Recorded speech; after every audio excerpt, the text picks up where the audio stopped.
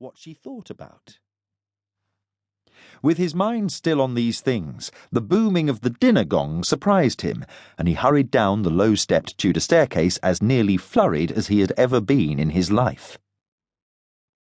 However bleak and forbidding was Black Dudley's exterior, the rooms within were nonetheless magnificent.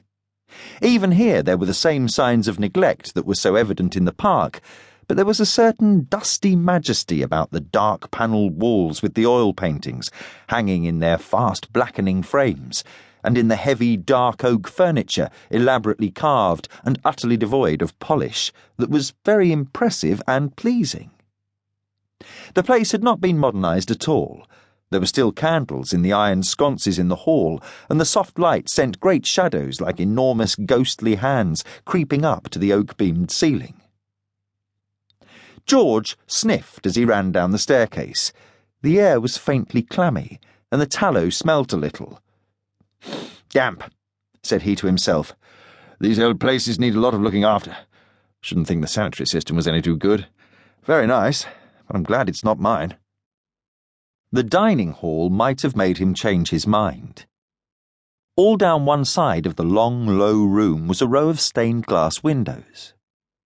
In a great open fireplace, a couple of faggots blazed whole, and on the long refectory table, which ran nearly the entire length of the flagged floor, 8 7-branched candlesticks held the only light.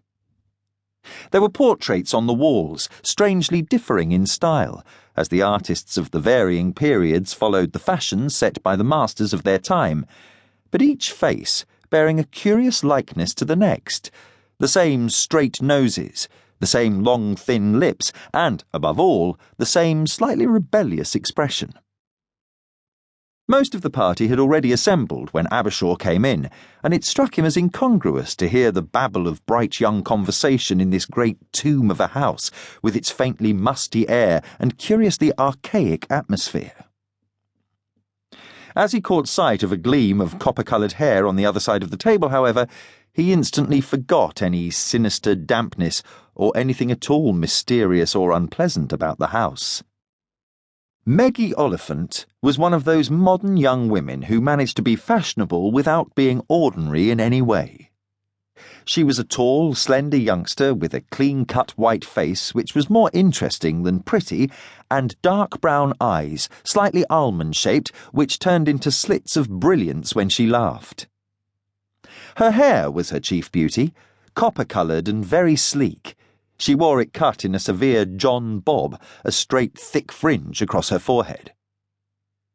George Abbershaw's prosaic mind quivered on the verge of poetry when he looked at her. To him, she was exquisite. He found they were seated next to each other at table, and he blessed Wyatt for his thoughtfulness. He glanced up the table at him now and thought what a good fellow he was. The candlelight caught his clever, thoughtful face for an instant, and immediately the young scientist was struck by the resemblance to the portraits on the wall. There was the same straight nose, the same wide, thin-lipped mouth. Wyatt Petrie looked what he was, a scholar of the new type. There was a little careful disarrangement in his dress.